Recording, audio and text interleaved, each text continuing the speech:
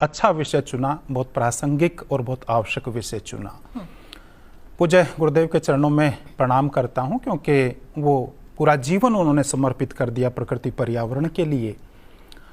मैं जब यात्रा को देखता हूं माँ यमुना की, तो मेरा जन्म माँ यमुना के किनारे हुआ।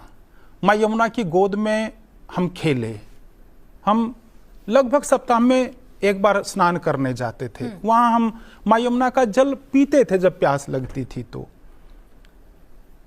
परिवर्तन शुरू हो गया जैसे जैसे औद्योगिकरण बढ़ा जी।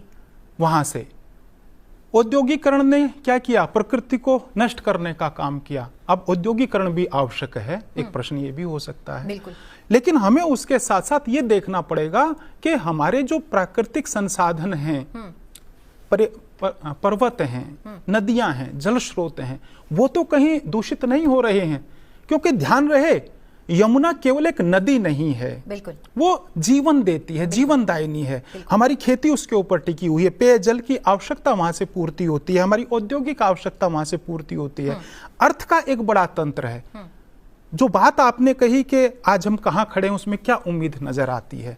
निश्चित रूप से आज का ये समय हमारे लिए है। हम क्या थे, क्या हो गए और क्या होंगे अभी, आओ मिलकर विचारें। आज ये समस्याएं सभी, क्या बात है। आज हमने विचार करना शुरू किया है। क्योंकि मुझे कोई संकोच नहीं ये कहने में, आज से पहले तो हमने इसको एक गंभीर समस्या मानकर कभी विचार ही नहीं किया तो वो केवल दिखावे के लिए किया, अन्यथा माँ यमुना की ये बदहाली नहीं होती।